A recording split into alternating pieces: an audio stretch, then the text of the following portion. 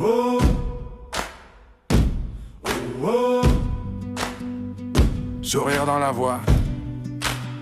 On part. Oh, oh. Allez, viens. Bienvenue dans les rendez-vous de Hugo. On se donne rendez-vous plus haut. Plein d'air, aventure, voyage, feu dans les yeux, croissance du cœur, spiritualité en jeu. Bienvenue dans les rendez-vous de Hugo. On trace nos propres chemins, entreprendre sa vie, aimer le matin. Hugo est un aventurier. Oh. Sac sur le dos, un carnet froissé, des idées folles, un café serré, une prière courte, un sourire léger. Il te dit viens voir qui tu peux devenir. On parle de chute, de remontée, de nuits glacées qui t'ont transformé, de peur qui bloque, de pas oser, de ce petit oui qui peut tout allumer. Bienvenue dans les rendez-vous de Hugo. On se donne rendez-vous plus haut. Plein air, aventure, voyage, feu dans les yeux, croissance du cœur, spiritualité en jeu. Bienvenue dans les rendez-vous de Hugo. On trace nos propres chemins, entreprendre sa vie, aimer le matin. Hugo est un aventurier. Hey! Oh. Hey! Oh. On marche, on doute, on rit, on prie, on parle business, on parle de vie. Ton rêve qui tremble, il le voit aussi. Lève-toi, avance, le reste suit. Bienvenue dans les rangs de Hugo. On se donne rendez-vous plus haut. Plein air, aventure, voyage, feu dans les yeux, croissance du cœur, spiritualité en jeu. Bienvenue dans les rendez-vous de Hugo. On trace nos propres chemins, entreprendre sa vie, aimer le matin. Hugo est un aventurier.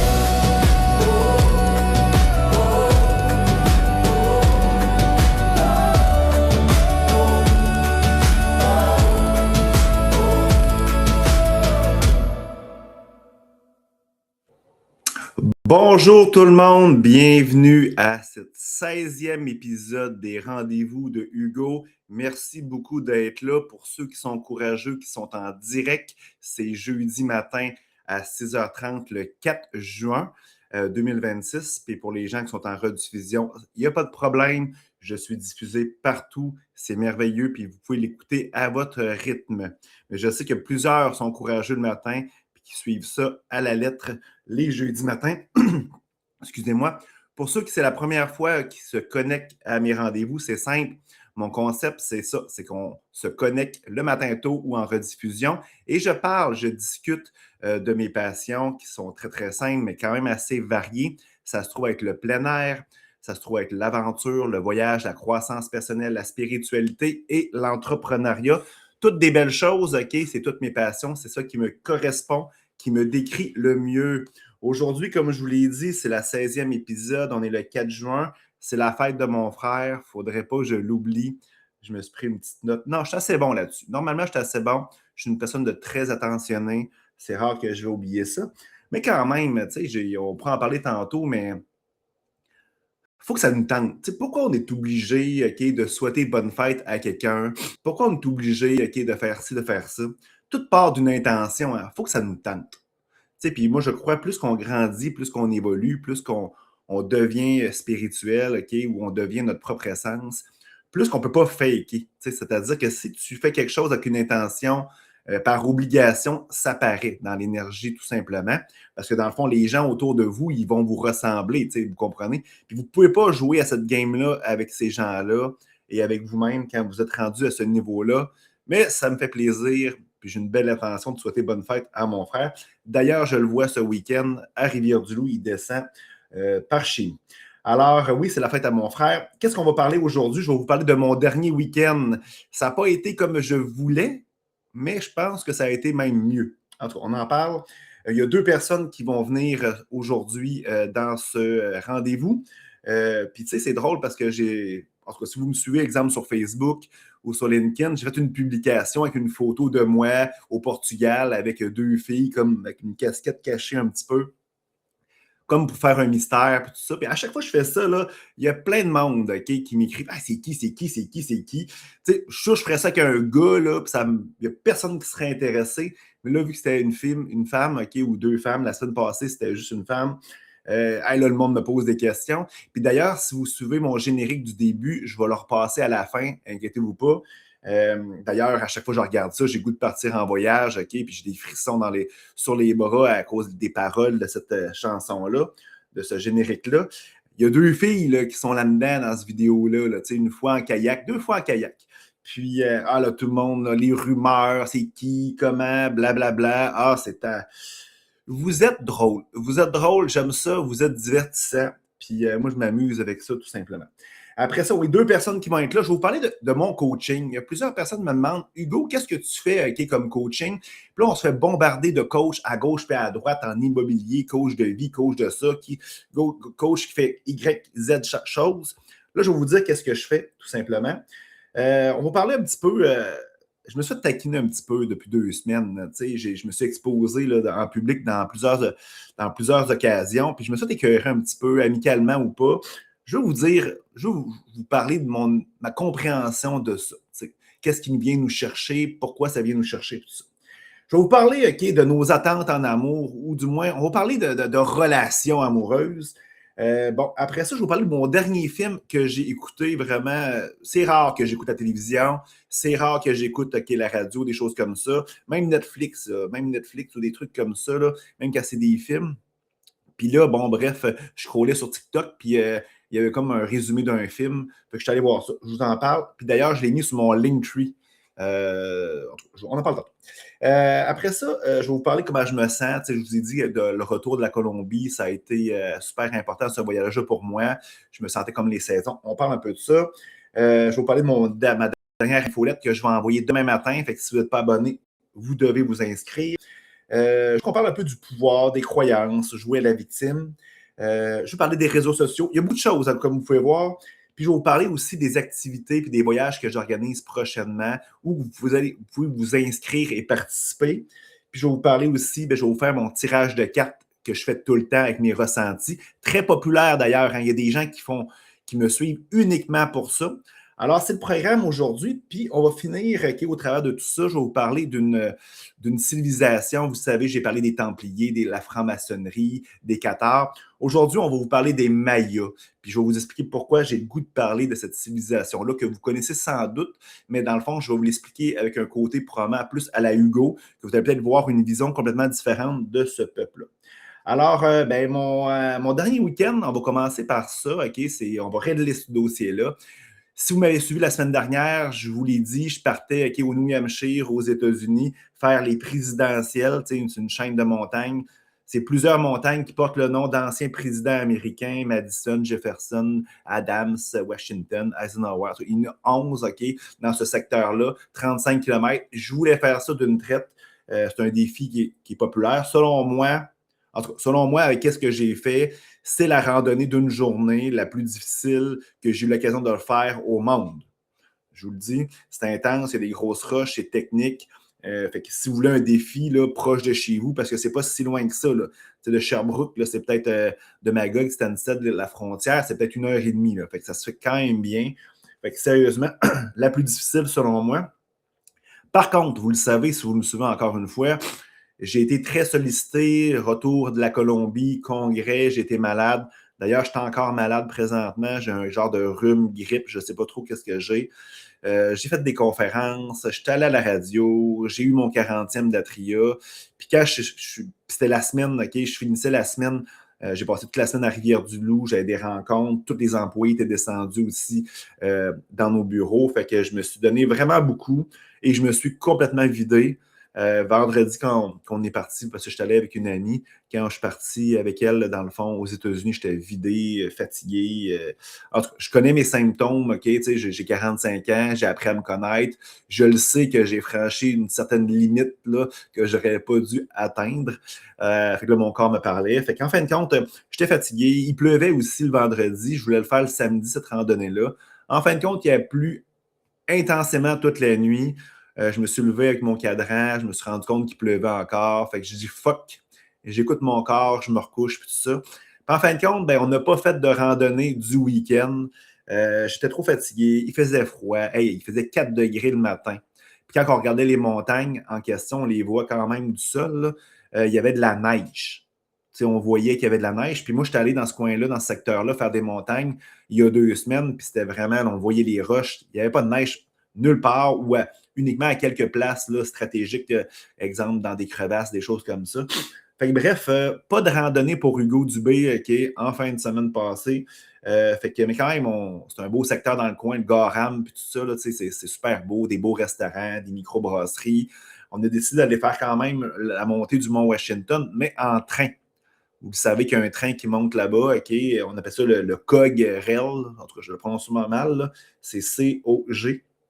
Fait que c'est un train un peu vieillot, là, mais probablement que le moteur, là, c'est en diesel, biodiesel. C'est quand même récent, probablement. Mais c'est le train vieillot. Là, vous pouvez taper ça sur Google, vous allez voir des photos. Fait qu'on a monté sur le Mont Washington. Fait qu'on a pris... quand on monte en randonnée, souvent, ben, c'est intense, il fait chaud, on est dans nos pensées beaucoup. Oui, on a le temps de regarder le paysage. On est vraiment, souvent les arbres nous cachent aussi, les roches. On n'a pas le temps puis on n'a pas l'occasion de voir le paysage. Fait que ça m'a permis de voir toutes ces belles montagnes-là, parce que quand on monte au Washington, toutes les autres, on peut les apercevoir aussi. Fait qu'on a pu voir toutes ces montagnes-là. Fait que ça m'a donné une occasion de voir quelque chose que probablement j'aurais jamais fait si j'avais été complètement, je veux dire, en forme. Puis ça m'a permis de voir ça. Puis c'est ça qui est beau. Parce que jamais, jamais, jamais j'aurais pris le petit train. Probablement que mon ego aurait dit Hugo, non, c'est pas assez. C'est fait pour les piétantes, c'est fait pour les amateurs. Fait que bref, je suis allé faire ça. C'était très drôle. Puis après ça, on est redescendu, puis tout ça. Puis je tiens à préciser, le matin même, peut-être un peu plus tard, j'ai une amie. Moi, vous savez que mes amis, c'est des amis un petit peu hors normes. Là. C'est pas des qui sont dans le déni de tout ce qui est spirituel, puis de l'énergie, puis tout ça. Puis, qu'est-ce qui est drôle, c'est qu'elle m'a texté peut-être vers 10 heures, puis elle a dit « J'espère que tu n'es pas en randonnée, j'ai un pressentiment négatif, blablabla. » Elle m'a comme mentionné ces faits-là. Fait que, je l'ai rassuré, je ne suis pas allé. Puis peut-être que ça aurait mal viré aussi, sur ma condition de santé, mais aussi, il y avait beaucoup de neige. Les roches là, étaient comme recouvertes, ça aurait pu être glissant. Je n'avais pas amené mon matériel d'hiver, mes crampons, puis tout ça. Même mes bâtons, c'était en mode été, là, avec les petits paniers. Là. Fait que peut-être ça aurait viré vraiment en couille, puis j'aurais eu des problèmes, ou même quelque chose d'un petit peu plus vraiment là, en danger, ou peut-être je me serais blessé, ou même pire.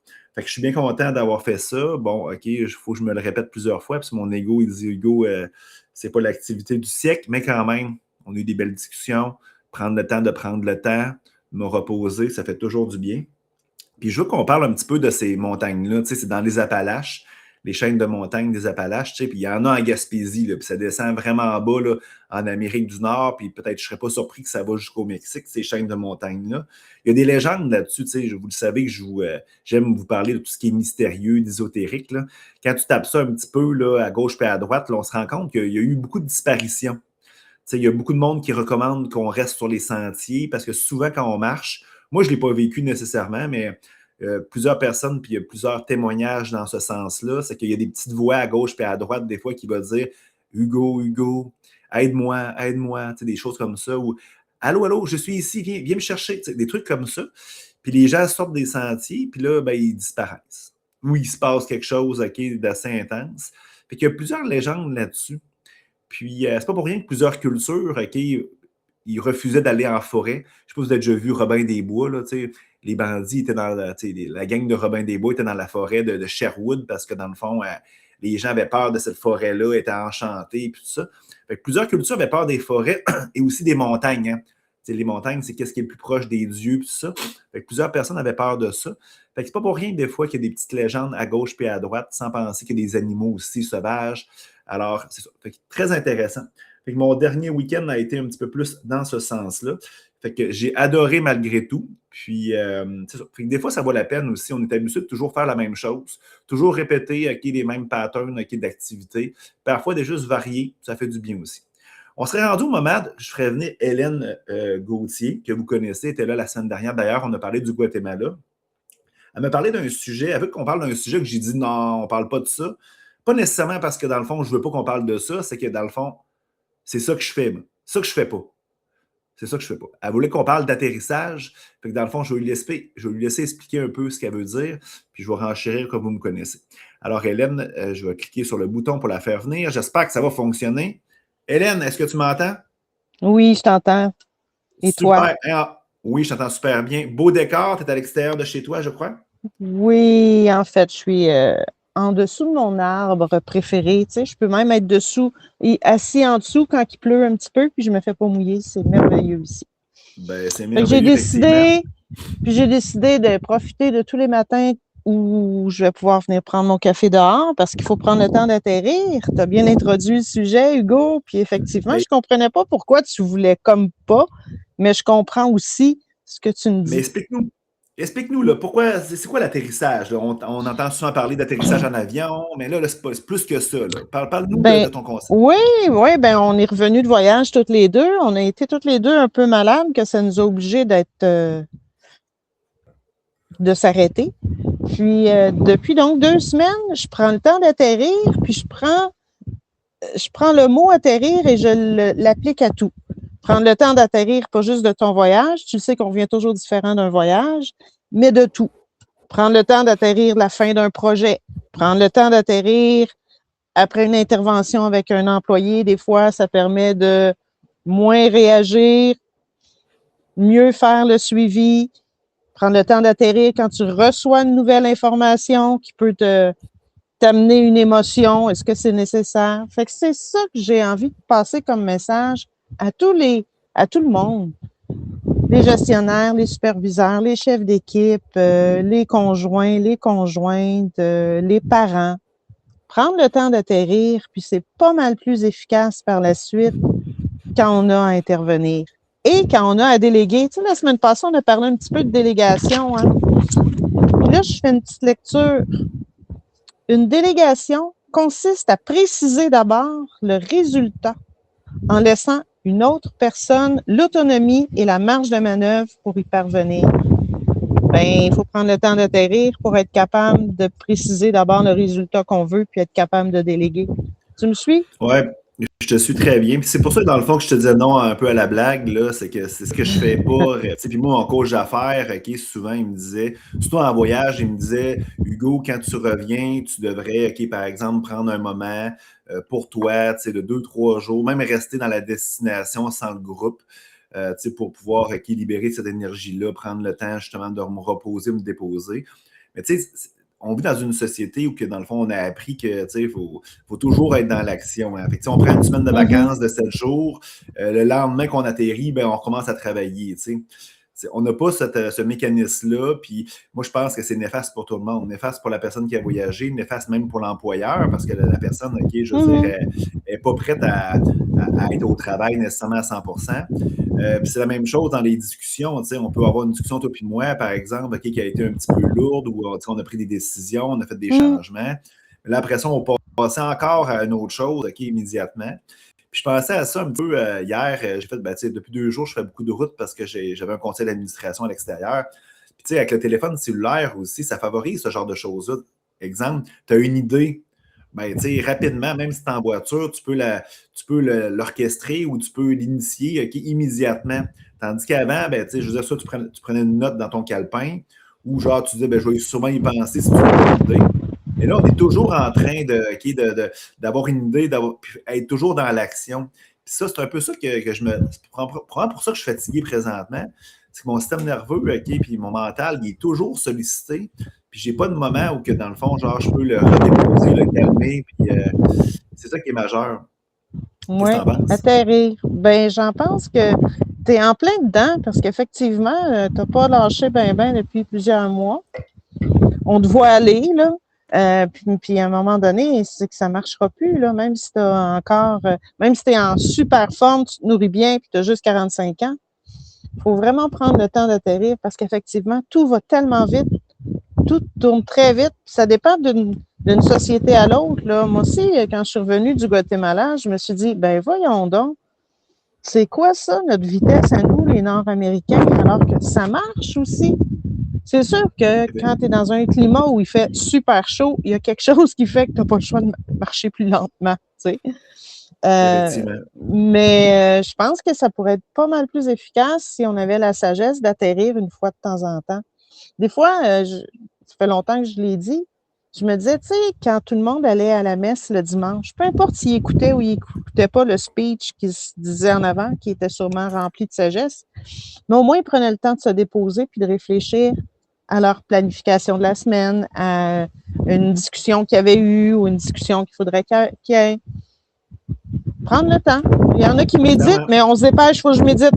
OK, faut que je me concentre. Je suis une roche, je n'ai pas, je me concentre. Non, c'est vraiment se déposer. Souvent, je le mentionne souvent, les trucs spirituels, souvent, sont là justement pour qu'on se dépose, qu'on prenne notre temps, mais souvent, OK, ça va à l'autre extrême. On est rendu dans la performance. Il faut que je fasse mon yoga, faut que je fasse. On est rendu dans. On fait des choses dans l'être, mais on le fait. Il faut le faire. Il faut que je le fasse. Il faut que je mette de la place dans mon agenda. Fait qu'effectivement, on arrête, je pense, beaucoup. C'est comme. On pense que dans le fond, j'ai pas le choix d'être dans l'action, dans la performance, parce que dans le fond, genre, si je fais pas ça, j'aurai pas d'argent, nanana. Mais en réalité, peut-être que si on essaierait autrement, peut-être que dans le fond, la vie nous donnerait des choses différentes aussi, puis ce serait aussi merveilleux. Ben oui, puis pas chercher la perfection. Hey, pour décoller du Guatemala, je savais pas ça. L'avion que j'avais c'est une grosse avion. Et on a eu comme message, bon, la particularité de cet aéroport-là au Guatemala, c'est que quand c'est une grosse avion, il ne faut pas qu'il y ait aucun autre avion en préparation pour le décollage parce que c'est trop gros, ça ne peut pas se tourner sans en accrocher d'autres. Et là, je me suis dit, OK. Puis là, j'ai ma chum qui m'attend à Montréal, puis on est assez précis. Elle surveille mon avion, elle sait à quelle heure partir de chez elle. Genre, elle arrive, je sors, puis, tu sais. Et là, je me suis dit, bon, je vais sûrement être en retard. Ben, finalement, je suis arrivée 10 minutes à l'avance, même si on pris le temps de dire, on va Tu comprends ce que je veux dire? Des fois, là, tu dis, hey, pourquoi je stresse? On va arriver quand même. Ben oui, clairement. Puis, tu sais, eux autres, les pilotes, là, ils vont accélérer un petit peu. Oui, c'est ça. Ils vont peser sur la clutch, puis ils vont changer de vitesse. Mais une belle sagesse à te prendre le temps. Non, je dis souvent prendre le temps de prendre le temps. Là, on va essayer. Puis toi aussi, prends le temps parce qu'on a besoin de tes projets aussi. Là. Ouais, mais rendu là, j'ai pas le choix d'arrêter. Là, fait que c'est sûr que la sagesse que je devrais avoir, c'est pas me rendre là, tout simplement. Parfait, ça. Parce que là, rendu là, j'ai pas le choix, mais c'est sûr que c'est pas agréable pour moi de j'ai la grippe à répétition, puis là, j'ai d'autres symptômes que je dirais pas ici. Mais bref, on va prendre le temps de prendre le temps, puis justement, d'atterrir et de déposer entre chaque chose. Hey, Hélène, je te libère là-dessus. Là, oui, moi, il faut que je décolle. Il faut que j'aille atterrir ailleurs. Bonne semaine, bonne fin de semaine. Prends le temps d'atterrir, là. Salut. C'est clair. Salut. Super, une belle sagesse, C'est dur, par exemple. C'est très difficile. Là, on va utiliser des mots positifs. Bon, ça se fait. C'est juste question de volonté, tout simplement. Alors, on est rendu où? Ma prochaine invitée, elle va venir tout à l'heure. Vous la connaissez aussi, c'est Audrey Terrien. Hier, d'ailleurs, elle m'a fait une belle conférence au bureau. Vous le savez qu'à tous les derniers mercredis du mois au travail, ben, on fait un lunch and learn où on fait venir un conférencier. Fait qu'elle nous a parlé de l'auto-sabotage. C'était excellent. Un sujet merveilleux. Je vais parler de mon coaching rapidement, parce que je ne veux pas nécessairement dans ces rendez-vous-là vendre quelque chose nécessairement, mais il y a beaucoup de gens qui me posent la question. D'ailleurs, dans mon infolette de mai, je n'avais parlé. Là. Bon, qu'est-ce que je peux faire pour vous autres? C'est sûr que moi, j'ai un dénominateur commun pour les gens qui viennent me voir. J'ai une expérience qui est vraiment intéressante en entrepreneuriat. J'ai fait tous les cycles de l'entrepreneuriat, du démarrage, acquisition, fusion, du positif, du négatif. Fait que tout ce que vous pouvez vivre dans l'entrepreneuriat, c'est certain probablement que je l'ai vécu. Puis, je suis spécialisé beaucoup dans le démarrage de projets, d'idées. Fait que si vous avez, par exemple, une idée là, que vous pensez que ça va révolutionner le monde, ou peu importe, une idée que vous voulez matérialiser, puis vous avez de la difficulté à vous mettre en action, ou vous voulez le tester, vous voulez même le démarrer. Mais moi, je suis spécialisé là-dedans. Fait que la majorité des clients qui viennent me voir, c'est qu'effectivement, ils ont une idée, puis ils ont besoin d'un coup de main pour pouvoir le démarrer. Fait que ça, c'est ma grosse spécialité. Je te dirais que 90% des gens viennent là. Mais par contre, je tiens à faire une précision, c'est que sur ces 90%-là, facilement 100% de ceux-là, bien, on va travailler business, mais on va travailler aussi le côté humain. Parce que je crois, puis je suis convaincu que dans le fond, on est pareil dans la business que, par exemple, personnellement. Fait que c'est sûr et certain que si on fait des changements de business, ben, puis tu ne le fais pas personnellement, ben, il va y avoir une incohérence, puis vous le savez, hein, ça ne fonctionnera pas. Fait que c'est important de travailler sur les deux côtés. Fait que 100% des 90% qu'on travaille business, on va travailler sur l'humain. Puis de ce titre, ça fonctionne super bien, mon coaching. Là, je te dirais, là, j'ai peut-être de la place pour une ou deux autres personnes. Puis moi, le but, là, c'est pas mon gagne-pain premier, là, c'est mes entreprises qui payent mes factures, ben, je veux dire, c'est mon salaire régulier. Fait que dans le fond, moi, je ne suis pas obligé de prendre quelqu'un. Là, je le fais genre quand ça me tente. Et puis quand il y a un fit aussi avec ces personnes-là. Fait que c'est un mix d'entrepreneuriat et coach de vie, je dirais. Mais moi, ma force, puis je ne veux pas trop me vanter, c'est que il y a deux pratiques. Il y a le coach, que dans le fond, il a fait une formation en coaching. Fait qu'il y a plein de formations que tu peux aller suivre, qui n'ont pas nécessairement d'expérience de vie. Et il y en a d'autres comme moi, par exemple, qui a eu un bagage de vie, soit personnel, mais même entrepreneurial, assez important, ou qu'on peut transmettre ça par la suite à nos clients. Fait que moi, je suis plus de ce côté-là. Puis moi, exemple, quand je prends un coach d'affaires, puis j'en ai toujours un, là, coach d'affaires, coach de vie, un peu des deux, et moi, je vais toujours prendre une personne qui a une expérience qui me correspond. C'est sûr que s'il y a une personne qui est restée dans son salon et elle donne des conseils, moi, je n'adhère pas à ça. Je ne dis pas que ce n'est pas bon. Là. Il y a des gens qui ont besoin de ça, puis je pense que c'est correct. Puis j'encourage si ça vous parle, mais moi, je prends quelqu'un qui a eu une expérience, qui peut m'aider réellement, tout simplement. Puis c'est sûr que ça me parle plus. Tout le monde est différent, tout le monde a une personnalité différente. Fait que j'encourage les gens tous d'avoir quelqu'un. Peut-être pas nécessairement, je veux dire, à chaque semaine, mais une fois par mois, une fois ou 3 mois, d'avoir quelqu'un. Ça peut être un psychologue, ça peut être un coach, ça peut être peu importe, un médium où vous pouvez parler, ventiler, jaser, parler. C'est pas, votre conjoint, c'est pas nécessairement la bonne personne tout le temps pour pouvoir faire ce genre de discussion-là, de communication-là. Vos enfants, vos collègues de travail, vos amis.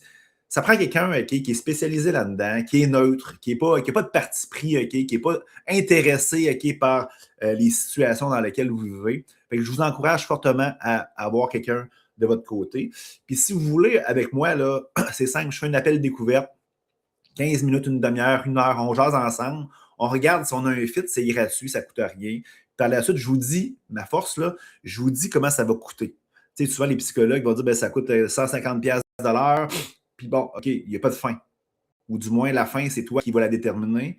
Mais moi, là, je vous dis, selon ton objectif, 4 séances de temps, c'est réglé. Puis c'est rare que je me trompe. Si tu veux poursuivre par la suite, parce que la majorité de mes clients ont toujours des projets, fait que ça continue toujours après, où ils veulent travailler sur un autre objectif. Mais sinon, je vous dis comment ça va coûter, c'est quoi la fin. C'est quoi le début, c'est quoi le comment, pendant, c'est quoi la fin.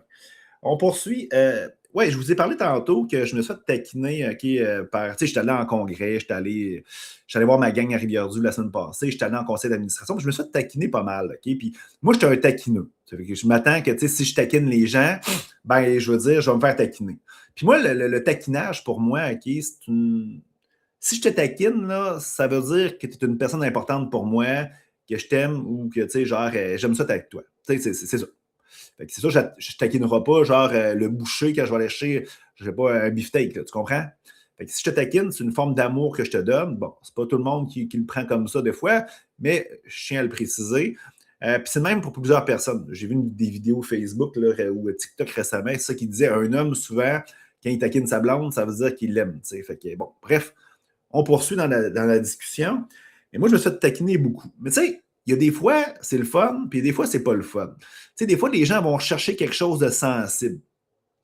Là, moi, vous le savez comment je fonctionne. Je le dis tout le temps. Moi, à chaque fois qu'il se passe quelque chose dans mon extériorité, bien, ce que je fais, c'est que je l'accueille, je le ressens. Puis avant d'interagir immédiatement, de faire une action, ce que je fais, bien, j'essaie de comprendre c'est quoi qui se passe avant d'exploser avant de parler, avant de faire quelque chose. Fait que là, c'est sûr que je ressens. Puis là, des fois, ça vient me chercher. Je dis, Colin, il me semble, ils sont tannants, il me semble, ils sont insistants, il me semble, crif, ça me fait chier, là, tu sais. Puis, tu sais, je prends le temps de regarder ça. Puis, tu sais, on doit comprendre quelque chose. C'est ce que tu donnes comme importance, les autres le ressentent. Tu sais, si par exemple, ils taquinent sur un sujet, par exemple, ils taquinent sur, je sais pas, exemple, sur tes cheveux, t'entends moins de cheveux, OK? C'est pas ça qui est arrivé pour moi, même si, je veux dire, je ne suis pas l'exemple même d'avoir la grosse tignasse de l'humanité, là. Mais tu sais, je veux dire, mettons, ils rient un peu de tes cheveux, les gens rient de tes cheveux, ben là, qu'est-ce qui arrive? C'est que si ça vient te chercher un petit peu, même si tu ne l'extériorises pas, les gens vont le sentir, et qu'ils vont continuer. Fait que vous devez comprendre que si vous voulez que ça se règle, ben, écoutez qu'est-ce qui se passe à l'intérieur de vous, pourquoi ça vient te chercher comme ça. Puis après ça, ben, je veux dire, quand tu vas faire ce travail-là, d'accueillir, ressentir, comprendre pourquoi, le comprendre, c'est important. Puis après ça, ben, réagir ou pas, ben, les gens vont arrêter. J'ai fait le test plusieurs fois pendant 2 semaines. Puis, tu sais, j'ai resté avec des gens 3-4 jours, là. Fait que, tu sais, il y avait le temps de continuer. Puis, je l'ai vu, l'évolution du début jusqu'à la fin. À la fin, il essayait, puis ça ne marchait même pas. Tu sais, je voyais là, que, tu sais, puis ils ont arrêté, tout simplement. Fait que, tu sais, prenez le temps de regarder vos interactions avec les gens. C'est beaucoup plus profond, puis c'est beaucoup plus d'apprentissage que vous pouvez croire. Puis je vous le dis, j'appelle ça un carré de sable d'apprentissage. C'est tellement formateur côtoyer des gens. Tu vis des situations là, multipliées par le nombre de personnes. C'est tellement grandissant, puis ça nous permet tellement d'évoluer. C'est ça qui est merveilleux. Puis, pas à cause que vous sentez quelque chose à l'intérieur de vous de pas cool, de pas le fun, que c'est pas beau. Tu sais, moi, je remercie les gens qui m'ont taquiné parce que ça m'a fait grandir. OK, je me sens comme ça. Pourquoi? Puis c'est le même qu'on grandit. Puis je me sens après, même si je suis fatigué, c'est peut-être pour ça que je suis vidé, j'ai tellement grandi pendant cette période-là. Ben, tu sais, c'est ça qui est beau. Tu sais, je suis reconnaissant puis j'ai de la gratitude en lien avec ça. On poursuit. Je veux qu'on parle de l'amour. Tu sais, je me rends compte, puis je vous le dis tout le temps. OK? C'est rare que je vais voir un parent que je vais croire, qui va me dire « Hey Hugo, j'aime mes enfants inconditionnellement. » Il y a des mères qui viennent me voir en coaching. Là, hey, moi, la plus belle chose au monde, OK, c'est mes enfants. Je les aime inconditionnellement. J'ai goût de vomir à chaque fois. Puis, je te le dis, probablement que ça vient chercher quelque chose en moi, puis je devrais comprendre pourquoi, là, comme j'ai dit tout à l'heure. Mais sérieusement, il n'y a personne qui aime qu'on aime nos enfants inconditionnellement. Sérieusement, là, je veux dire, vous aimez vos enfants s'ils respectent des conditions. T'sais, à la base, c'est ça. Hein? C'est pour ça que dans le fond, OK, on les éduque OK, un peu à notre façon, à notre image. Il faut respecter des conditions. Là, le petit être qui vient au monde, il comprend rapidement s'il veut avoir l'amour de toi comme parent. Il faut qu'il respecte des conditions comme manger son assiette, comme faire ci, comme faire ça. À l'école, c'est la même affaire. Hein? Il faut que tu aies des bonnes notes, il faut que tu étudies, il faut que tu fasses tes devoirs. Dans la société, il faut que tu payes tes impôts. Bref, même Dieu, là, les dieux qu'on s'est créés, il faut respecter okay, des choses. Il ne faut pas tuer, il ne faut pas faire ci, il ne faut pas faire ça. Sinon, il va être vengeur. Même Dieu, là, qui devrait être parfait, là, ben, il ne nous accepte même pas inconditionnellement. Les dieux qu'on s'est créés. Bon, probablement que le Dieu okay, qui est omnipotent, omniprésent, lui, c'est différent. Mais on ne le connaît pas trop, celui-là. Hein? On ne le connaît pas trop. Bref, ce que je voulais dire, c'est qu'on n'aime pas nos enfants inconditionnellement. On ne s'aime pas inconditionnellement de nous-mêmes. Puis dans les relations, ben c'est certain qu'on n'aimera pas l'autre inconditionnellement. Hein? Surtout au début. Au début, là, par exemple, okay, là, il y a quelque chose de formidable. Moi, j'ai parlé avec ma psychologue, okay, que j'ai pu affaire avec elle nécessairement depuis quelques années, mais moi, c'est super cool notre relation parce que j'ai ramené des dossiers de clients quasiment, puis je la payais. Puis tu sais, elle me disait, Hugo, le plus grand mensonge dans un couple, surtout au début, c'est sur la nourriture. Là, c'est pas là, genre, OK, je suis fidèle, je suis ci, je suis ça. Non, c'est sur la nourriture. Exemple, on se côtoie, on se fréquente au début. T'aimes les fruits de mer, moi, j'aime pas ça. Je veux te plaire. Ah, ben oui, j'aime ça, les crevettes, j'aime ça, l'homard. Puis là, super, on va aller dans les restaurants okay, qui servent ça. Plus tard dans la relation, ben, hey, écoute, on continue là-dedans. Hey, à ta fête, je te fais cuire un homard, blablabla. Tu comprends? Le mensonge perdure jusqu'à temps que ça pète, OK? Puis dans le fond, ce qui se passe, ben, j'aime pas ça, moi, le homard, j'aime pas ça, les fruits de mer. Ben là, comment ça? L'autre est déstabilisé. Tu as menti que pendant quasiment 6 ans, 10 ans, ça arrive régulièrement qu'on ment pour séduire l'autre personne. parce que dans le fond, on veut respecter des conditions. On pense qu'en respectant les conditions de l'autre, ben dans le fond, la personne va nous aimer. La même chose, on donne, on aime l'autre personne parce qu'elle respecte nos conditions tout simplement. Fait que, dans le fond, on n'aime pas l'autre. C'est rare que l'autre personne va nous aimer pour qu'est-ce qu'on est réellement. D'un, est-ce qu'elle sait vraiment qui nous sommes vraiment? Hein? Est-ce qu'on prend le temps d'aller là? Elle va aimer la personne, notre étiquette, notre personnage professionnel. Exemple, je suis vétérinaire. Elle va aimer, par exemple, le fait que j'ai un beau condo, de belles voitures. Elle va aimer parce que je suis drôle. Toutes les choses dans le faire. Elle va aimer mon faire, mes personnages que je me suis créés. Après ça, bon, est-ce qu'elle va se rendre vraiment où que je suis, qui je suis vraiment? Puis est-ce que moi, je vais avoir de la vulnérabilité puis de l'authenticité pour lui donner ça aussi? C'est réciproque. Si je ne lui donne pas, si je ne lui démontre pas, si je n'ouvre pas ça, la personne ne pourra pas le voir. En réalité, si je résume toute la situation, oui, OK, on n'aime pas notre conjoint inconditionnellement, puis on aime plutôt nos attentes face à la personne. On aime les conditions qu'on veut que la personne respecte et les attentes qu'on a envers elle. C'est ça qu'on aime. C'est quasiment voir le potentiel de l'autre personne. On aime le potentiel de l'autre personne. Mais on n'aime pas nécessairement la personne. Prenez le temps de réfléchir à ça. Puis là, peut-être que je vous ai donné une claque en arrière de la tête, puis vous êtes dans le déni. Prenez le temps de faire ça. Puis ça, là, c'est la base de crémage de gâteau, là. Puis quand vous êtes capable de tout décrémer ça, là, puis enlever ça, ben c'est là, il y a une zone, là, il y a comme un mur, là. Puis l'autre bord, ben c'est là que tu prends le temps de vraiment aimer l'autre personne pour qu'est-ce qu'elle est, tout simplement. Puis ça, c'est pas des mots nécessairement, c'est pas des activités, ça se passe dans le silence, ça se passe dans quelque chose qui est simple, qui est facile, qui n'a pas de distraction, puis il n'y a pas de choses extérieures pour nous empêcher d'aller là, tout simplement. J'aimerais ça savoir qu'est-ce que vous en pensez. Malheureusement, c'est pas un dialogue, c'est un monologue. Mais si vous voulez m'écrire des commentaires ou tout simplement m'écrire un message là-dessus, ça va me faire vraiment plaisir. Puis d'ailleurs, si vous voulez, je mets ici. Bien, pour revenir, là, vous voyez à gauche, ça, là, les rendez-vous d'hugo.com, toutes les plateformes sont là-bas. Vous cliquez sur rendez-vous en haut, toutes les plateformes sont là pour les réécouter en rediffusion. Vous le savez à l'avance, c'est quand est-ce le prochain rendez-vous, tout simplement.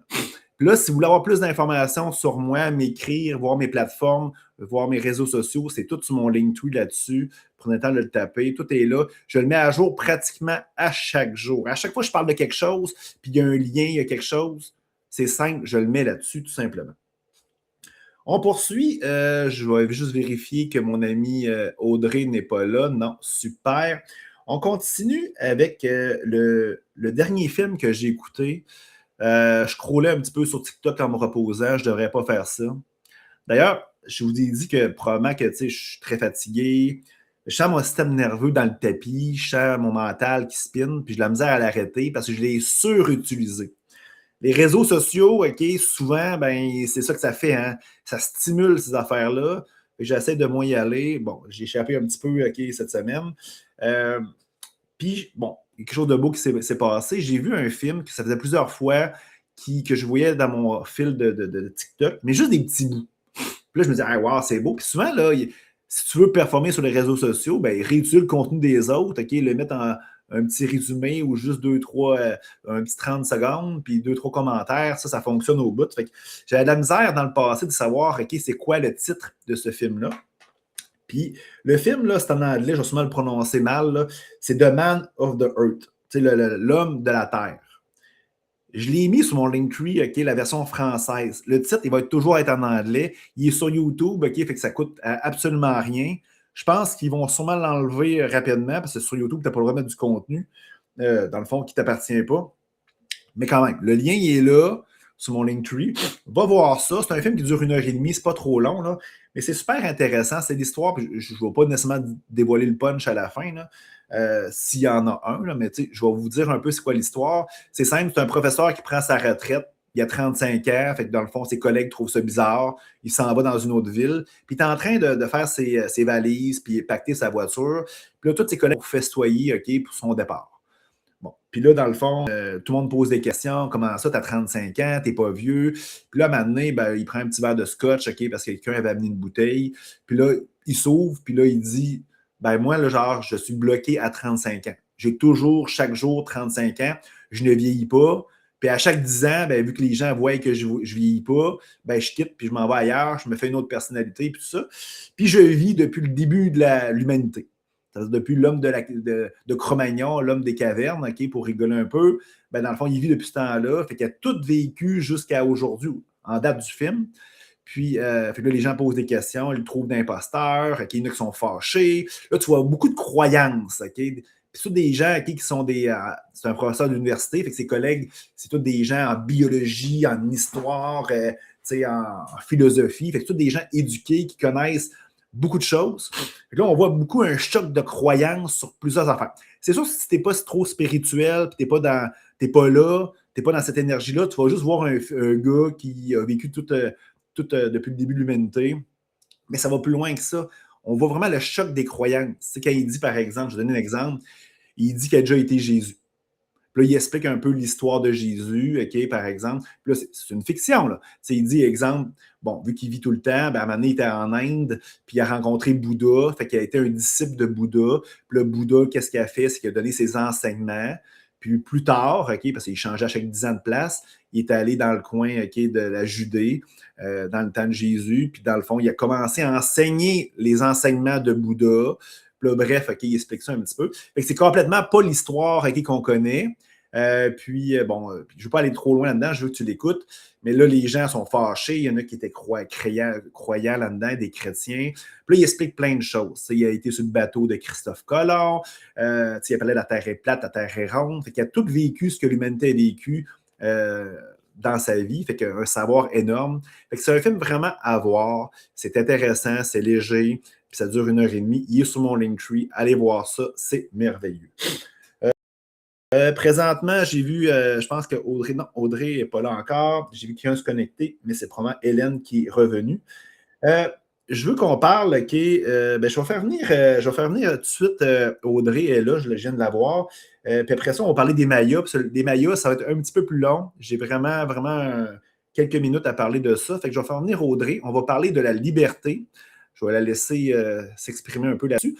Alors, super. Salut Audrey, ça va bien? Ça va bien, toi? Oui, ben ça fait pas longtemps qu'on s'est vu. On s'est vu hier. Hein, j'ai expliqué à mon groupe que tu nous avais donné une belle conférence sur l'autosabotage. Audrey, tu m'as posé la question hier, de quel sujet qu'on pourrait parler. Puis moi, je suis sur un sujet formidable depuis quelques semaines, la liberté.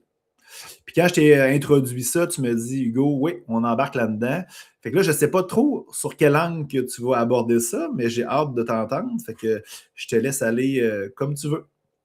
Ben, merci. Ben, hier, quand le sujet, tu me l'as apporté comme ça m'a amené d'autres réflexions. Puis je me demandais aussi vers quel angle le prendre. Puis j'ai fait le tour un peu de mes dernières semaines, les clients que j'ai vus en accompagnement. Puis j'ai réalisé qu'il y a quelque chose qui est très commun entre le concept de la liberté, le courage et la résilience, qui sont que tout le monde trouve ça bien sexy d'être courageux, tout le monde trouve ça bien sexy d'être libre, mais on sous-estime souvent le côté pas le fun de traverser le chemin pour se rendre à la liberté ou pour se rendre au courage ou pour se rendre à la résilience. Et je pense aussi que ça prend autant de courage et autant de résilience pour se sentir libre, parce qu'on est d'accord, puis je ne sais pas c'est quoi ta définition de la liberté, mais dans ma perspective, la liberté, c'est vraiment un état interne. C'est quelque chose qu'on ressent, qu'on a l'impression d'être dedans. C'est pas nécessairement quelque chose qui nous est imposé par notre contexte. Au contraire, c'est quelque chose qu'on choisit de vivre. Donc, tout ça mis ensemble, ça amène que si en ce moment, on se sent pas libre, ça veut dire qu'il y a quand même un chemin à traverser qui sera peut-être pas le fun pour se rendre à la liberté qu'on souhaite avoir.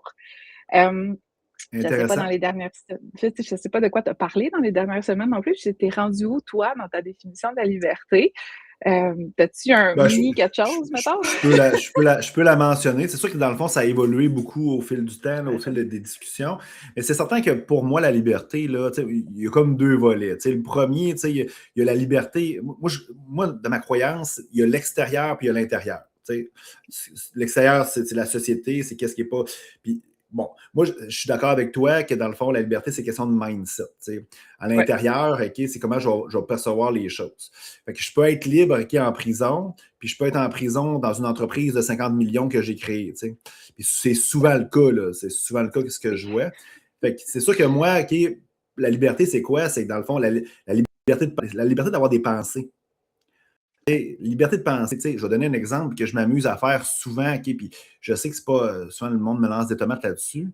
Quand je dis hey, pourquoi la Terre est ronde, pourquoi la Terre est plate, ou tu penses qu'elle est plate, tu penses qu'elle est ronde, je me fais lancer des tomates, mais je vois que les gens ne sont pas libres de penser. Eux autres, elle est plate, elle est ronde parce qu'ils l'ont appris à l'école. Quand Ouais. je lui demande pourquoi, ils ne savent pas. Fait que pour moi, ce n'est pas une liberté de penser. Puis je vais aller plus loin aussi. Ça choque les gens aussi. On a une éducation. On a été éduqués. Bon, moi, j'ai eu des cours de catéchèse à l'école. Bon, on a un contexte socio-économique et politique. Fait que moi, je pense ça présentement, X, Y chose, à cause de tout ça. Mettons, je serais un Africain, OK, il y a 200 ans, en Afrique du Sud, je fais 2 heures, OK, pour aller chercher de l'eau. Moi, je crois que, dans le fond, j'aurais des pensées différentes. Fait que, la liberté, je pense pas que les gens sont libres de penser. Fait que ça, c'est quelque chose pour moi. Puis l'autre liberté à l'extérieur, c'est que si on veut faire quelque chose, on est capable de le faire. Puis c'est pas nécessairement acheter une Lamborghini ou aller partir dans le sud, là. C'est que tu as le goût de faire quelque chose, tu le fais. Mais on s'emprisonne avec plein de choses comme un prêt hypothécaire, avec, je sais pas, une relation amoureuse, des enfants. Puis bon, rapidement, là, c'est ça. C'est un peu tout décousu, mais c'est ça. Ben, c'est pas tant décousu de ma perspective, là. L'idée, c'est, je pense qu'il y a vraiment un lien intéressant entre les deux. Puis au niveau de la liberté, la définition, je vais dire du dictionnaire, là, de la liberté, il y en a deux, c'est de ne pas avoir de lien de dépendance. Fait que, on pense aux esclaves qui étaient dépendants de leur maître et tout ça. Mais à quel point on s'auto-crée des liens de dépendance et on s'enferme là-dedans, que ce soit avec notre entreprise, que ce soit dans des relations par principe que c'est de la famille parce que, bon, X, Y, on a fait des choix par rapport à ça. Puis comme tu l'as mentionné, ça vient des croyances qu'on a puis de ce qui nous a été transmis. C'est des programmations qui ont été créées sans qu'on s'en rende compte. Fait que, je pense que puis je reviens au chemin poche là, qu'on doit passer à travers pour être capable de se rendre dans un état de liberté. Je pense que ça vient avec cet inventaire de ce qu'on croit, qui n'est pas vraiment nous, d'aller chercher un peu de l'alignement, de dire, OK, est-ce que je continue de croire ça ou est-ce que je change ce que je crois? Mais ça implique aussi un espace de vide où on doit redécouvrir d'autres choses qui existent, qui n'est pas ce qu'on connaît. Fait que des fois, ça fait moins peur de rester dans ce qu'on connaît que de vouloir partir et découvrir autre chose. Je vais donner un exemple. Moi, souvent, tu sais que je voyage, puis je fais plein d'aventures. Les gens viennent me voir, puis là, bon, viens. Puis là, souvent, j'ai des messages comme quoi, ah non, je veux passer du temps avec ma famille. Ah, ça, c'est correct, c'est un choix. Mais souvent, ah non, je peux pas, parce que là, je travaille, je peux pas. Ben, l'autre qui a dit oui, je veux rester avec ma famille, fait que j'y vais pas. Lui, je pense, c'est une décision de liberté. Il a choisi quand même. Mais l'autre, là, je vois que dans le fond, il peut pas. Il aimerait ça, mais il peut pas parce qu'il a fait des choix qui l'attachent. Mais c'est sûr que déconstruire tout ça pour pouvoir voyager, par exemple, avec moi, là, il y a des choix douloureux. Là. Il y a la femme, le mari, il y a le travail. Puis moi, comment de personnes là, qui me voient, là, puis je pars à gauche, pas à droite, puis ils veulent me suivre, puis ils me disent « Hey Hugo, j'ai pas assez de semaines de vacances. » Puis là, je leur dis « OK, mais ce que tu veux comme vie, ben, tu dois avoir de la liberté des congés et tout ça. Il faut que tu crées ta vie comme ça. » Mais là, c'est dur. Ah, j'ai un gros travail, j'ai ci, j'ai ça. Ils ont de la difficulté à abandonner quelque chose pour créer quelque chose qui va correspondre à ce qu'ils veulent. Exact. Puis, ça m'amène un peu à la deuxième définition du dictionnaire de la liberté, qui est le choix d'agir sans contrainte. Sauf que souvent, ça, je pense que ça porte à confusion dans ce cheminement-là vers la liberté pour plein de gens parce que en réalité, il va toujours avoir des contraintes. OK? Je ne pense pas qu'on est dans un univers où les contraintes n'existent pas, ne serait-ce que de suivre le cycle naturel de notre environnement autour de nous, la nature. Tu as beau vouloir être libre et passer tes journées à la plage, si tu ne fais pas le choix d'aller habiter dans le sud, ça n'arrivera pas. Tu es au Québec, il y a de la neige.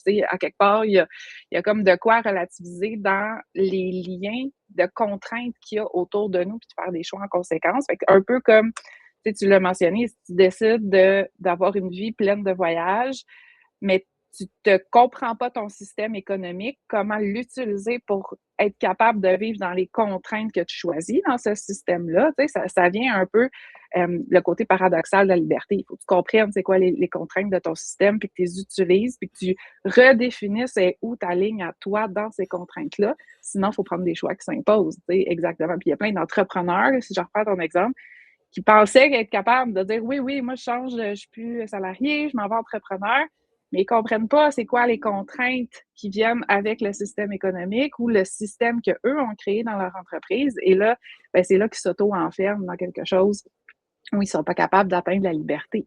Fait que ce qui vient avec ça, puis c'est souvent les concepts, je pense, qui sont dans l'angle mort, ben ça vient aussi avec l'acceptation des limites, puis le choix des limites qu'on va respecter. Fait qu'il faut, si on revient à, faut se connaître, faut comprendre c'est quoi ses croyances, faut comprendre jusqu'à où on va par rapport à ça. Puis aussi, ben, avoir une responsabilité sur nos choix. C'est d'arrêter de croire que quelque chose d'autre a du pouvoir sur nous, puis d'être capable de dire ah non, là, c'est mon choix, puis je fais ce qu'il faut en conséquence pour être bien. C'est Exact. d'arriver dans Mais cette tu réflexion-là. sais, l'entrepreneur, je vais revenir un petit peu là-dessus parce que je sais qu'il y a plusieurs personnes qui me suivent. Puis moi, je l'ai vécu beaucoup. Tu sais, j'ai créé mon rêve. Puis là, à un moment donné, je me suis rendu compte que j'étais en prison. C'est pour ça que j'ai appelé mon entreprise de voyage En Cavale, parce que, tu sais, genre, c'est comme on s'en va, Ah ouais. on s'évade, tu sais, tout simplement. Mais ce que je voulais dire, c'est que ça m'a amené, on commence à prendre des décisions, pas nécessairement pour nous. Tu sais, moi, quand j'ai démarré l'entreprise, c'était pour moi, c'était mon rêve, c'était pas pour faire de l'argent, je voulais m'amuser, je voulais avoir du fun. Puis là, à un moment donné, j'ai changé au fil du temps. Mon processus de décision, c'était pour être aimé, être reconnu. Fait que, tu sais, ce changement-là fait en sorte que, dans le fond, ben, là, on s'éloigne de notre but premier, notre intention. Puis c'est là qu'on est en prison. Tu sais, c'est sûr que si tu gardes toujours... Moi, ça, je fais en coaching. Les entrepreneurs, je m'assure que leur intention première, quand ils ont démarré leur projet, reste jusqu'à la fin. Puis c'est là que, dans le fond, la prison n'est pas là. Puis je vais revenir dans face à la prison. Je suis peut-être mongol, OK? Je suis peut-être un peu bizarre. Mais tu sais, tu parlais des limites. Oui. Je suis d'accord, on est là pour se challenger les affaires. C'est sûr que c'est peut-être spirituel à 2 balles, là, mais tu sais, moi, c'est sûr que quand je vois quelque chose qui me heurte, tu sais, mettons, je vis une situation, je l'ai mentionné tantôt un peu, je l'accueille, je le ressens, tu sais, bon, ça me fait chier, mettons, OK, ça me fait chier. Fait que là, au lieu là, de dire, OK, ben là, j'ai une limite, moi, je suis plus sûr, j'ai plus de limite. Là. Au lieu de dire j'ai une limite puis avoir une pensée négative pour ça, moi, je sais que si je vais là, je vais attirer quelque chose de pas cool dans ma vie. Fait que moi, je le retiens, puis j'essaie de comprendre pourquoi cette chose-là est là. OK, bon, puis j'essaie de faire un choix différent. Fait que, tu sais, les limites, Oui. quand tu penses comme ça, il n'y a plus de limites. C'est pour ça que je me dis que de plus en plus, je m'en viens de plus en plus libre. Parce que Oui. les limites, puis les pensées, puis qu'on est enfermé en prison, c'est beaucoup notre perception de la chose avec notre cerveau. Ah oui, 100%. Puis, tu sais, ce qui est intéressant là-dedans, c'est, je pense qu'il y a différentes sphères dans lesquelles on oublie d'aller voir si on a de la liberté. Puis, ce que tu es en train de décrire, tu sais, c'est la liberté émotionnelle, de se donner le droit de ressentir et de faire des choix en conséquence. Je pense que, comme tu le nommes, il n'y a pas de limite quand on réussit justement à se dire, OK, je suis libre émotionnellement, je comprends que quand je ressens ça, il y a une décision différente à prendre, donc justement, on n'est pas limité, on comprend qu'on a un pouvoir d'action par rapport à ça, mais souvent, ça ne se rend pas, tu sais, on est encore dans le contexte externe, les gens ont de la misère à arriver à cette liberté-là. Puis l'autre chose que moi, je vois un lien super intéressant par rapport à ça, quelqu'un qui décide aujourd'hui de dire, OK, c'est beau, je m'en vais vers un cheminement de liberté, ben, c'est de faire, au-delà de l'inventaire de nos croyances, les différentes sphères de notre vie dans lesquelles on n'en a pas en ce moment. Tu sais, c'est où est-ce qu'on se sent coincé pour dire qu'on là, on a besoin d'aller vers de la liberté. Puis on oublie les différents systèmes comme nos émotions. Clairement. Notre corps en est un autre, tu sais, qu'on a le pouvoir d'agir, qu'on a le pouvoir de collaborer avec pour être capable de se sentir libre dans nos mouvements, dans notre énergie pour voyager. Je veux dire que ça en prend, hein? Si le corps ne suit pas, on ne peut pas faire grand-chose. C'est toutes les sphères dans lesquelles on a besoin de réfléchir puis de faire cohabiter les systèmes ensemble. Et dans l'évolution qu'on a au niveau de notre éducation, dépendamment de où on vit dans le monde, je pense qu'il y a une grande partie de ça qui nous a été enseignée, qui est de laisser tomber ces parties-là de soi, de les laisser derrière au profit d'une dépendance quelconque dans nos croyances. Et c'est de rappeler ces parties-là à nous pour dire, OK, c'est beau, là, je ne l'abandonne pas, je choisis de vivre avec et de partir libre dans cette Effectivement. direction-là. Mais c'est vrai que le processus, là, c'est ça que les gens, c'est la même chose pour tout, chaque changement que tu veux faire dans ton existence, hein, le processus, la différence entre un gagnant et un perdant, on ne perd rien, mais quelqu'un qui va réussir et quelqu'un qui ne fera rien, ben c'est justement, c'est le courage, la persévérance de faire le processus, tout simplement. Hey, pour terminer, Audrey, là, si je te pose la question, est-ce que tu es libre? Tu réponds quoi? Je réponds que je suis en bonne voie de l'être partout.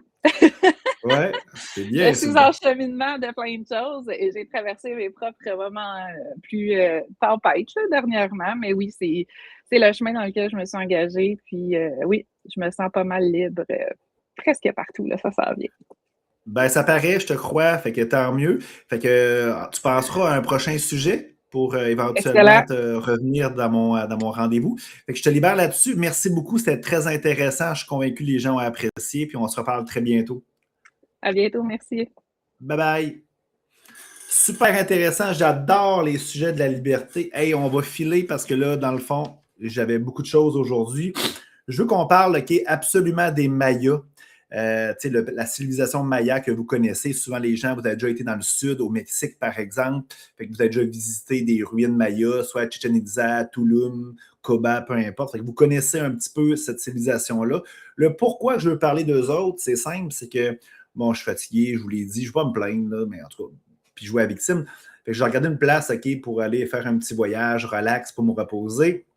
Et là, j'ai demandé à ChatGPT, il me connaît, j'ai demandé une destination que j'ai jamais été, que bon, il y a un peu de culture, de ruines, de civilisation, de la plage. Puis il m'a envoyé au Salvador et au Belize.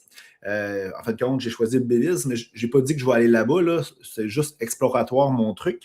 Je tiens à le préciser. Mais vraiment, il y a beaucoup de ruines mayas. Fait que là, ça a tombé sur le sujet, fait que j'ai pris le temps de regarder là-dessus. Et je veux vous parler de cette civilisation-là parce que c'est très méconnu, OK? En passant, j'ai pris des notes, fait que ça se peut que je lise un petit peu mes notes. Là. La civilisation maya, c'est quand même, quand je prends le temps de faire mes recherches, là, j'enlève peut-être la Chine là-dedans, que c'est très vague puis très flou comme civilisation, dans le sens qu'il y a eu plusieurs dynasties, tout ça. J'enlève ça. Mais normalement, les Égyptiens, ça a duré environ 3000 ans, en tout cas, ce qu'il me dit. Mais pas les Aztèques, mais les Mayas, ça a duré 3700 ans. Fait que c'est moins 2000, c'est 2000 ans avant Jésus-Christ, ça a commencé. Puis la dernière cité-État, ça a été en 1697. Fait que c'est quasiment en 1700. Fait que c'est assez récent. Mais l'âge d'or de la civilisation, ça a été 250, l'année 250 après Jésus-Christ jusqu'à 900. Fait que c'est quand même plus vieux qu'on pense. Là. C'est sûr qu'on pense, c'est pas quelque chose, là, c'est quelque chose qui a duré super longtemps comme civilisation, mais l'âge d'or, là, ça a été vraiment, là, c'est à l'époque quasiment des Romains puis du Moyen-Âge. Fait que c'est pas quelque chose là, comme les Incas qui sont en 1200 quelque chose, puis les Aztèques. L'âge d'or est beaucoup plus vieil que ces civilisations-là. Puis contrairement justement aux Incas, au Pérou et aux Aztèques qui étaient pratiquement au Mexique, dans le fond, c'est pas un empire qui était uni là, comme les Incas. Ça veut dire que dans le fond, il y avait une autorité qui gérait absolument tout le territoire. Les Mayas, c'était des cités-États, fait que plusieurs royaumes dans cette civilisation-là. C'est important de le mentionner. Dans le fond, le territoire est très vague. Là. On part un peu du Yucatan au Mexique. Juste que j'ai pris des petites notes. Là, dans le fond, en passant le Yucatan au Mexique, ça se trouve être Cancun, Playa del Carmen, Tulum. Là, c'est dans ce coin-là. Fait que c'est vraiment le territoire mexicain sud du côté atlantique. Fait que le Mexique, je n'ai parlé, du Guatemala, du Belize, bien entendu, de l'Honduras au Salvador. Fait que c'est vraiment un territoire très, très, très vaste. Il y a des cités-États qui étaient très puissantes. Là. On pense souvent à Chichen Itza, là, qui est au Mexique, qui est une des sept nouvelles merveilles du monde. Palenque, Tikal au Guatemala, Tulum, on entend ça souvent parler. Mais il y a plusieurs villes, cités-États qui étaient vraiment très grosses. Souvent, ils étaient reliés entre elles avec il y appelle ça des autoroutes, là. Je ne pourrais pas nécessairement dire, OK, c'est des autoroutes parce que probablement qu'on marchait à pied ou avec des ânes ou des choses comme ça. En passant, le cheval a été introduit par les Espagnols ou du moins les Européens. Bref, fait que c'était tout relié entre elles. Fait que vraiment un réseau de circulation vraiment développé. C'est pour ça que justement cette civilisation-là s'est développée. Vous le savez, les Romains, c'est une des raisons principales pourquoi que ça a été aussi gros, aussi puissant. C'est le système de route qui a été développé pour pouvoir communiquer, échanger, tout ça. Fait que super intéressant. Les faits marquants, OK, ben, c'est marqué, ben, vous connaissez souvent les pyramides. Ils ont des pyramides aussi comme les Égyptiens. C'est pas nécessairement juste eux autres, les Aztèques aussi qui n'avaient aussi, mais principalement, c'est les pyramides les plus belles qu'on peut voir en Amérique bon, du Sud, du Nord, pas du Nord, mais au Mexique jusqu'en Amérique centrale. Fait que dans le fond, les pyramides, ça a été quelque chose d'extraordinaire. Vous connaissez sûrement Chichén Itzá, il y a comme une pyramide avec un genre de serpent qui s'appelle Kukulcán.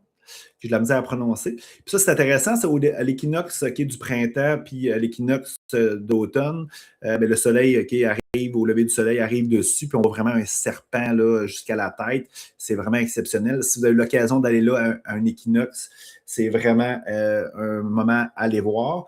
Ça se trouve être un serpent à plumes, un des dieux, une des divinités mayas. Le serpent à plumes, comme dans plusieurs civilisations, c'est pas juste les Mayas qui l'avaient, les Aztèques l'avaient. C'est comme un mix entre le serpent traditionnel qui est la terre, qui est la sagesse, un peu l'humain. Puis vous savez qu'un serpent, ben, dans le fond, une fois de temps en temps, perd sa peau. Il y a la renaissance, on en parlait tantôt. Et les plumes, qui est plus le divin, le ciel, tout simplement. Les Incas, ils ont la même chose, OK? C'est pas nécessairement le serpent à plumes, là, mais il y a comme un serpent, un jaguar et un aigle superposés. Ça représente un peu ce même cycle-là. Qu'est-ce qu'ils ont fait aussi? Ils ont inventé le zéro. Bon, juste avant les Européens. Fait que avant, ben, probablement que les gens partaient à 1, il n'y avait pas de zéro. Ils ont inventé le zéro. En tout cas, peu importe. Le calendrier Maya, vous le connaissez sûrement. La fin du monde était supposée être le 21 décembre 2012 parce que la fin du calendrier Maya était là, théoriquement. Alors, la fin du monde, il y a eu des films là-dessus. Le monde, ils ont fait plein de choses en lien avec ça. Le monde avait peur. En fin de compte, on s'est rendu compte que ce n'était pas la fin du monde, c'est la fin d'un cycle. Puis les Mayas, eux autres, croyaient beaucoup que le temps n'existait pas comme nous, on le perçoit. Nous autres, le temps, c'est quoi? OK, c'est une ligne linéaire, c'est-à-dire il y a le passé, il y a le maintenant, puis il y a le futur. Eux autres, le temps, c'était pas comme ça, c'était cyclique. Fait que c'est pour ça qu'il faut qu'on comprenne le calendrier Maya, c'est cyclique. Puis d'ailleurs, je pense que c'était une pierre en rond qu'on peut le représenter. Fait que les autres, je regarde mes notes un peu, c'est le début, c'est pas le passé, là, c'est la naissance, la croissance, l'apogée, le déclin et la renaissance. C'est un peu suivre la nature, les saisons, le corps humain, on vient au monde, on grandit, on vient à l'âge adulte où on est notre meilleur, on décline, puis on renaît sur quelque chose d'autre. Fait que la mort dans les Mayas, ça n'existait plus ou moins. J'ai déjà mentionné aussi, bon, ça, c'est souvent réputé pour des sacrifices humains. Là. C'est très réputé comme croyance. C'est pas prouvé à 100%, par exemple. Mais exemple, les Vikings, il y avait des sacrifices humains, puis c'était volontaire. Bon, OK, on va aller faire une expédition, il faudrait parler aux dieux, il faudrait leur livrer un message qui est volontaire. Puis, le monde levait la main, ils se battaient quasiment pour se faire sacrifier. Parce qu'il y avait une perception différente de la mort. Eux autres, la mort, c'était pas la fin. C'est le début de quelque chose d'autre. C'est pour ça qu'en 2012, c'est pas une fin, c'est le début de quelque chose d'autre. Quoi, je ne le sais pas. En passant, eux autres, un cycle, c'était 394 années. Fait que si tu regardes, par exemple, OK, 2012 moins 394 années, ça se trouve, ça fit pas mal, OK, la fin de la dernière cité-État Maya en 1600 quelque chose. Fait que vous voyez un cycle qui se termine. Après ça, genre, OK, si tu fais 2012 plus 394 années, ça donne quoi? Ça donne 2400 quelque chose. Fait qu'il va peut-être se passer quelque chose. D'ailleurs, si vous suivez un petit peu, vous êtes un peu ésotérique, mystérieux et compagnie, bien, vous le savez qu'il y a des ères. Comme là, on est dans l'ère du poisson théoriquement. La prochaine ère, c'est elle du Verseau. Puis à chaque fois qu'il y a un ère, OK, bien, il y a quelque chose, il y a un cataclysme qui se passe. C'est des croyances, des rumeurs. Je ne veux pas nécessairement vous prenez ça pour du cash. Puis là, qu'est-ce qui se passe? Bon, exemple, le déluge, du feu, l'apocalypse de Jean, des choses comme ça. La Terre, il y a un reset, peu importe, il se passe quelque chose. Puis là, il y a une nouvelle renaissance de l'humanité qui se fait de zéro. Il y a du monde qui viennent apporter le savoir. Bon, les Atlantes, le peuple de Mu, des choses comme ça, c'est des légendes qu'on connaît. Ben, théoriquement, ça fit dans 2400 ans. Là. C'est 2500 ans, normalement, ces ères-là. Si on passe, OK, bon, le début de l'ère, bon, c'est la naissance de Jésus, théoriquement, mais on le sait que c'est pas ça. C'est 2500 ans. Là, je vous parle de 2400 quelque chose. Là. Fait qu'on est pas mal pile là-dessus. Fait que tout est un peu... tout suit, même si c'est des civilisations ou c'est des cultures qui sont différentes, tout suit un petit peu là-dessus. Puis, eux autres, les Mayas, qu'est-ce qui est beau, qui est merveilleux, c'est cyclique, fait qu'il n'y a pas de mort. À la fin, c'est une renaissance.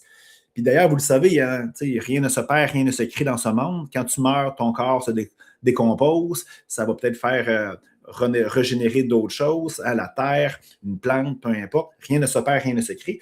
Puis les Mayas, eux autres, ben, nous autres, là, comment on voit ça, c'est que le passé est derrière nous et le futur est devant nous. C'est notre représentation mentale du temps, c'est linéaire, mais eux autres, c'est cyclique, comme je vous l'ai dit.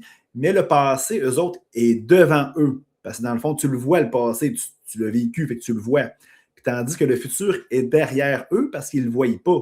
Il n'est pas encore fait, il n'est pas encore réalisé. Fait que vous voyez un peu la différence. Le temps, ce n'est pas nécessairement pareil partout dans le monde. Je continue. Bon, la vision du temps, je n'ai parlé. Bon, vous le savez, quand les Espagnols sont arrivés, ils ont tous brûlé leur fameux codex, qui soit avec des livres anciens. Puis vous le savez, là, ils ont fait ça avec pas mal toutes les cultures, tous les peuples qui ont colonisé. C'est pas juste les Espagnols, là, c'est pas mal tous les Européens qui ont fait ça. Bon, moi, je doute que ça a été brûlé tant que ça. Je ne sais pas. Tu arrives dans une civilisation très, très développée avec des choses que tu ne comprends pas nécessairement. Exemple, l'astronomie. À cette époque-là, les Mayas étaient très connaisseurs de l'astronomie. Tout était en lien avec les étoiles, les planètes, le soleil. Tu arrives là, il y a plein de savoirs, puis tu brûles ça. Moi, je suis désolé, ça, je ne crois pas à ça. Moi, je pense que dans le fond, ils ont profité de ces livres-là pour acquérir un savoir. Est-ce que ça a été divulgué? Est-ce que ça a été recopié? Je ne sais pas. Sûrement, ça a été brûlé après, mais c'est sûr qu'ils ont regardé ça. Voyons donc. Comme s'ils n'auraient pas pris le temps de regarder ça. Bon, en tout cas. Mais là, présentement, on n'a pas accès à ce savoir-là, ou du moins, la population, de façon générale, n'a pas accès à ça. Très fort en astrologie, je l'ai parlé, les équinoxes, les solstices, les étoiles, la constellation d'Orion, tout était en ligne avec Orion. Vénus aussi, on ne sait pas tout le temps pourquoi, mais quand même, c'est quelque chose de super important. Je vous ai parlé que Chichen Itza, surtout la grosse pyramide, je ne m'en souviens plus du nom, là, je suis désolé, je l'ai noté, là, mais j'ai mal écrit. C'est dans le fond, c'est protégé par l'UNESCO, la nouvelle 7e merveille du monde. Fait que c'est quelque chose de vraiment réputé mondialement.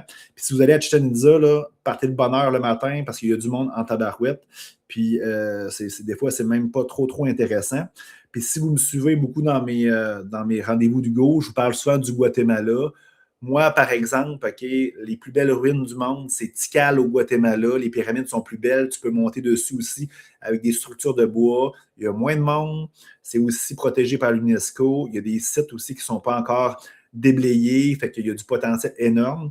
Puis d'ailleurs, si je fais une parenthèse entre Chichen Itza et Tikal, théoriquement, puis là, c'est des notions que je n'ai pas revalidées, mais mon guide, quand je suis allé visiter, il me disait que c'était justement dans l'apogée des Mayas, autour genre de 250 à 900 environ dans cette période-là, plus proche de 800 qui était l'apogée dans ce secteur-là.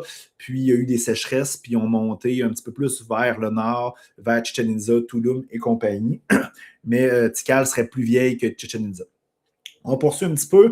Pourquoi ils ont disparu les fameux Mayas? Souvent, on a entendu parler de Hernán Cortés, Cortés plutôt, un Espagnol qui serait venu coloniser ce secteur-là. Ça, c'est les Aztèques. C'était les Aztèques. Fait que, tu sais, genre, c'était à Mexico, anciennement Mexico. Fait que c'est pas lui nécessairement qui a fait, puis les Espagnols, qui est la cause première de la disparition des Mayas. Il faut s'enlever ça de la tête.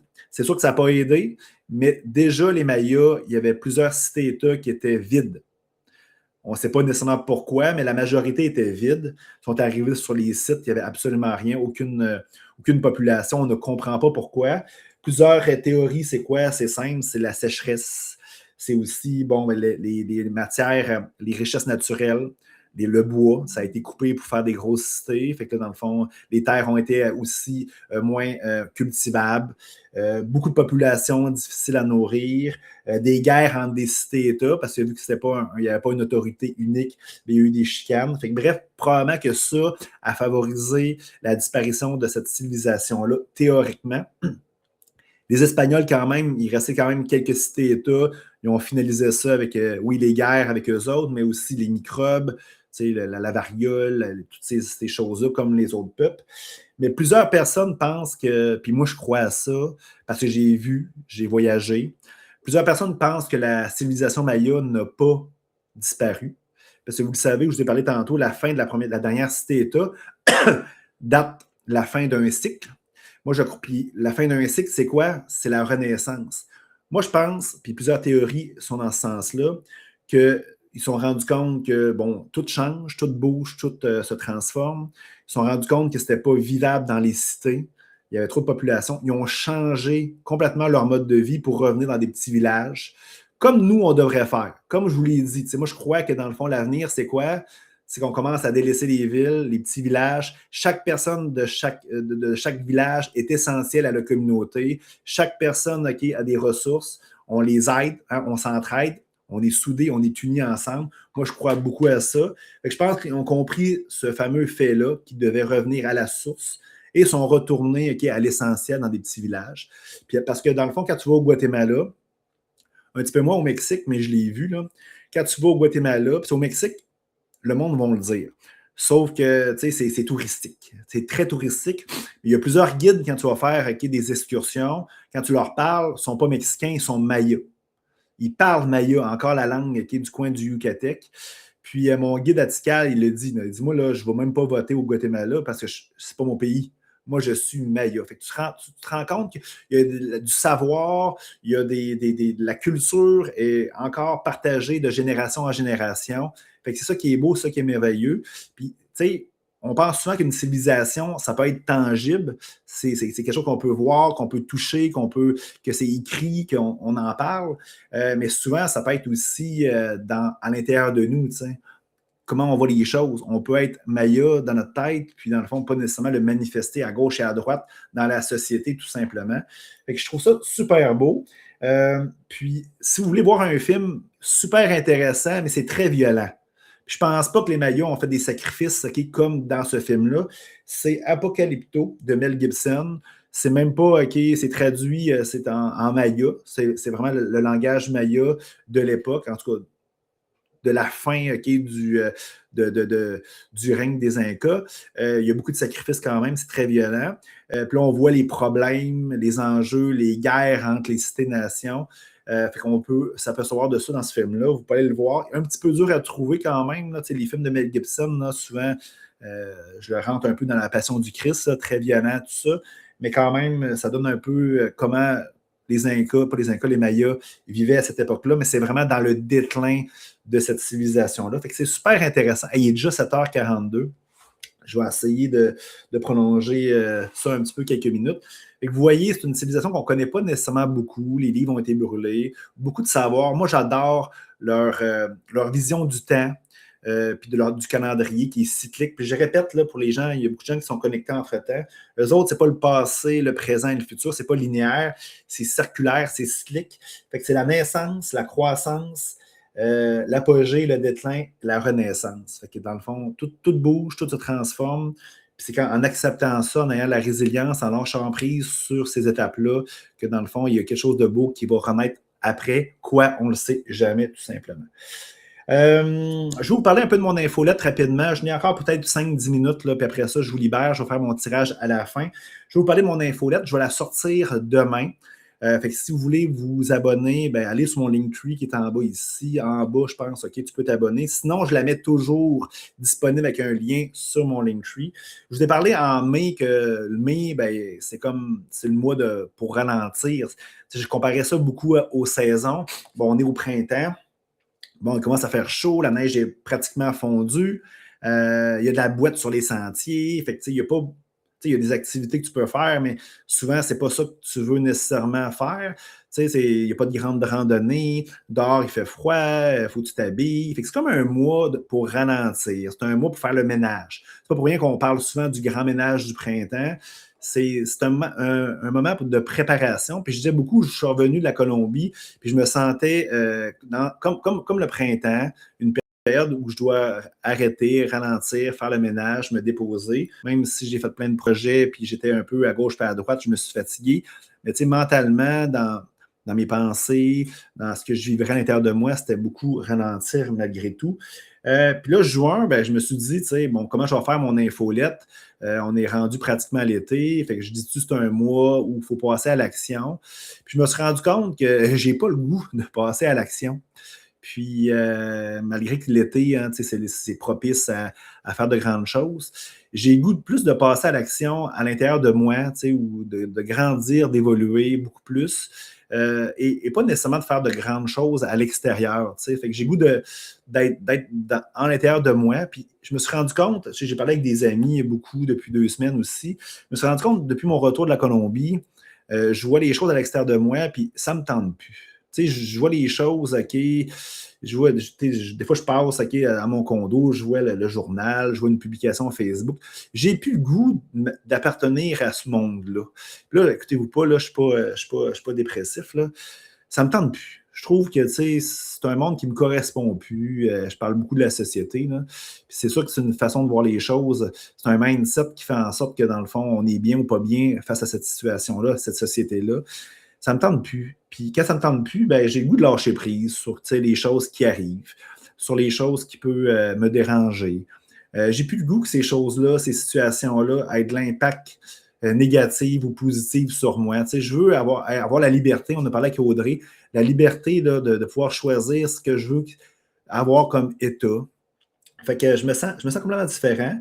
Fait que je ne sais pas comment je vais l'écrire dans mon infolette.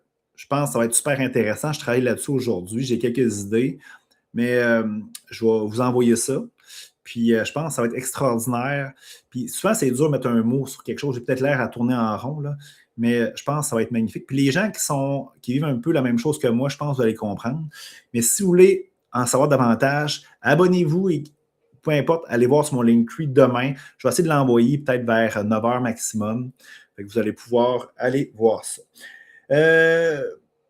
J'ai d'autres choses à parler. Je vais parler rapidement des activités, là, mais je veux vous libérer. Là, il arrive 8 heures.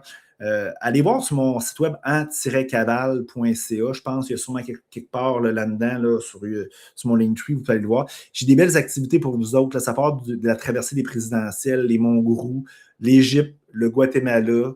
Je travaille sur un projet peut-être de l'Inde pour 2027 aussi. Fait que j'ai plusieurs projets pour vous. Fait que allez voir ça. Je veux vous libérer parce que là, comme je vous dis, ça prend du temps. Fait que j'avais beaucoup de choses, j'avais 2 invités. On va aller droit au but pour notre tirage de cartes aujourd'hui. J'aime pas dire un tirage de cartes parce que c'est plus que des cartes. T'sais, souvent, j'appelle ça plus un ressenti. Je le sais de mon côté quasiment avant même d'avoir tiré des cartes.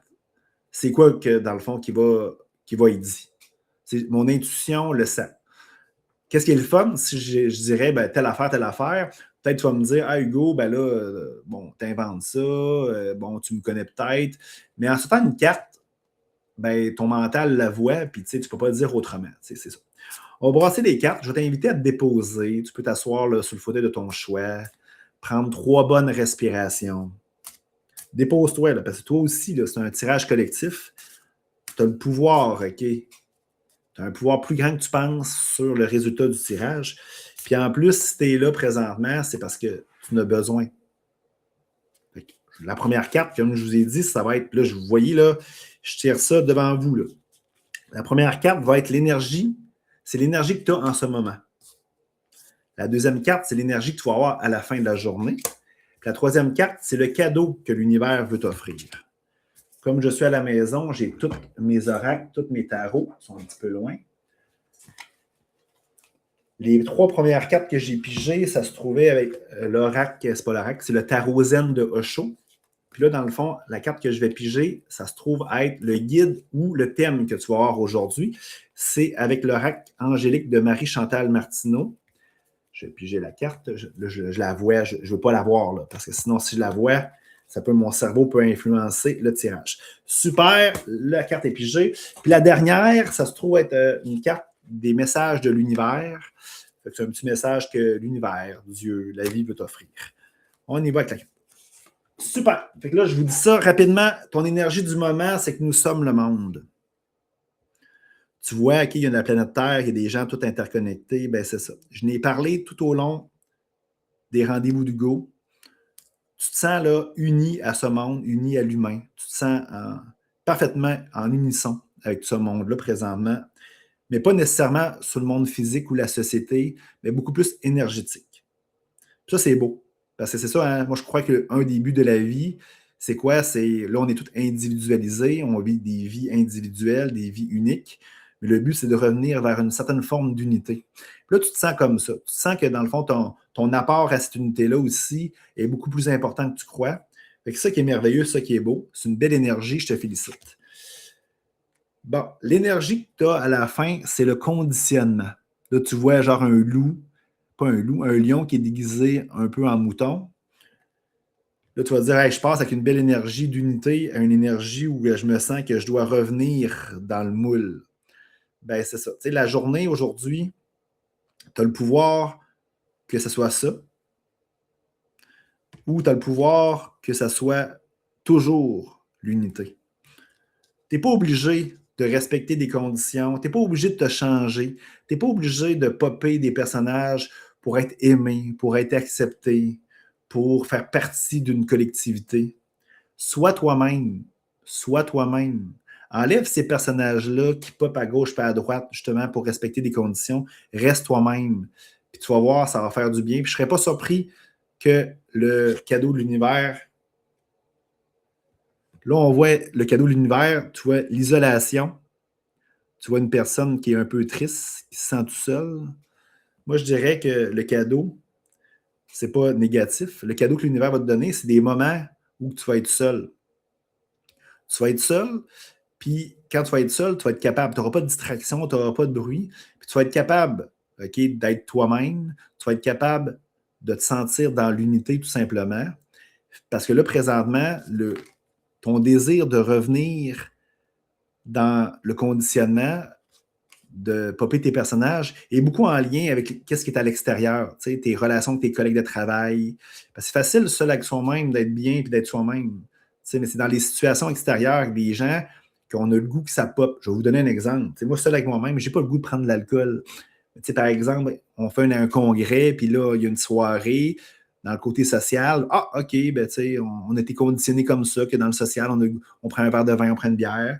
Puis là, ça pop. Cette affaire-là pop.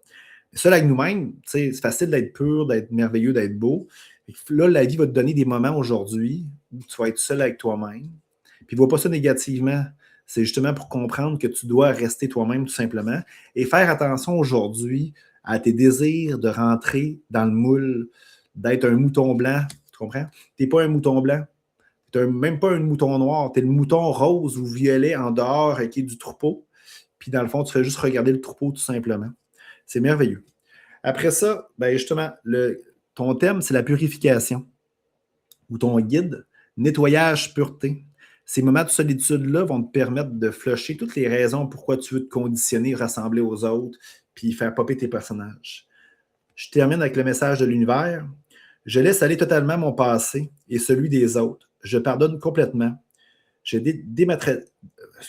dédramatise définitivement ma vie. Et je rayonne dans la légèreté, l'humour, le bonheur et la joie de vivre, quelles que soient les circonstances. Je célèbre ma vie. Tu sais, cette carte-là, en résumé, tu n'as pas besoin d'être quelque chose d'autre. Pardonne aux autres. Laisse les autres être eux autres mêmes. Puis laisse-toi la chance d'être toi-même. Puis tu vas voir, tu vas te sentir uni. Puis dans cette belle énergie-là de grandiose, d'unité, tout simplement. Puis quand tu es dans cette énergie-là, il y a des belles choses qui se passent, tu vas voir. Puis tu sais, on est toujours habitué, tu sais, j'expliquais ça à une amie l'autre fois, tu sais, être dans l'unité, c'est quoi? Ben, c'est être en paix. Puis dans la paix, c'est quoi? C'est qu'il n'y a pas de moment wow. Puis il n'y a pas de moment genre triste. Il n'y a rien. C'est le vide. C'est là qu'on est bien, c'est là que c'est merveilleux. Puis on a compris que quand c'est négatif, on est dans un état moins intéressant. Bien, qu'est-ce qui se passe? C'est qu'on comprend que c'est pas correct. Mais on a compris, par exemple, quand c'est wow, c'est beau, puis il y a des belles choses, bien là, c'est correct, ça. Mais c'est aussi une illusion, c'est aussi une distraction. Oui, c'est important de le vivre, comme quand on a des moments plus tristes ou moins intéressants, c'est important de le vivre, d'accueillir ça, de le ressentir, mais des deux côtés. Puis après ça, laisser aller cette énergie-là, tout simplement, puis revenir dans un état de paix, d'unité, où il ne se passe absolument rien. Puis dans ces moments-là, si vous êtes capable d'être là longtemps, c'est là que, dans le fond, vous allez dépasser l'autre côté, vous allez de l'autre côté, puis c'est là qu'il y a des choses exceptionnelles. Tu sais, je dis souvent, puis je finis là-dessus, tu sais, je ne sais pas si vous avez déjà vu, exemple, le film Samedi. Je vous invite à taper ça sur YouTube. Il y a trois versions. Puis tu sais, on voit à un mur, une muraille, avec une porte fermée. Puis là, il disait, tu sais, il faut être personne pour franchir la porte, tu sais, que personne ne peut franchir, tu sais. Vous comprenez? Puis personne, c'est pas genre, c'est ça, c'est de défaire tous ces personnages-là, tous ces conditionnements-là. C'est là que tu peux ouvrir cette porte-là. Puis l'autre bord, ben, qu'est-ce qu'il y a? Ben, c'est juste seul toi qui vas pouvoir le voir. Hey, sur ces belles paroles, je vais vous libérer. Il est 8h, moins 5. Pour ceux qui m'écoutent en direct, je vais vous laisser avec le générique d'ouverture, que je vais le mettre comme fermeture. Je sais que je tenais avec ça. Prenez le temps de l'écouter. Ça dure 2 minutes. Il y a des beaux paysages là. Des places les plus merveilleuses que j'ai eu l'occasion de visiter. Puis écoutez les paroles, c'est merveilleux. Fait que je vous souhaite une belle fin de journée. On se reparle la semaine prochaine. Puis n'hésitez pas à m'écrire si vous avez des idées de sujets, vous voulez venir collaborer avec moi sur le podcast ou tout simplement, vous avez une opinion à me démontrer. Alors, à la prochaine. Bye bye.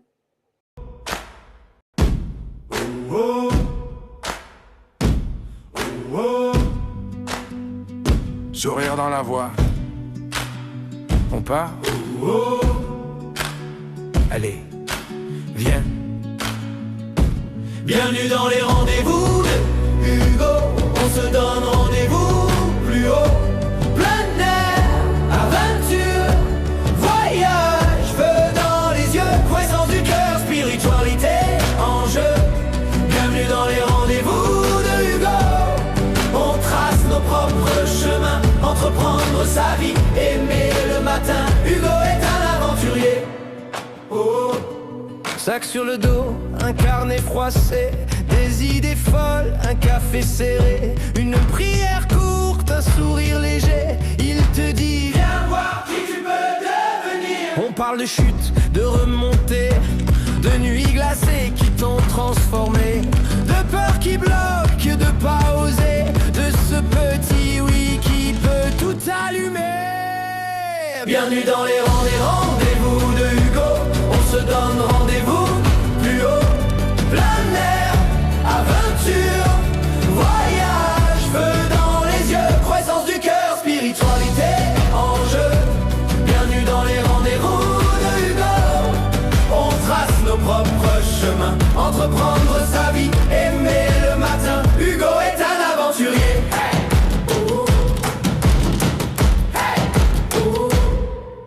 On marche, on doute, on rit, on prie, on parle business, on parle de vie. Ton rêve qui tremble, il le voit aussi.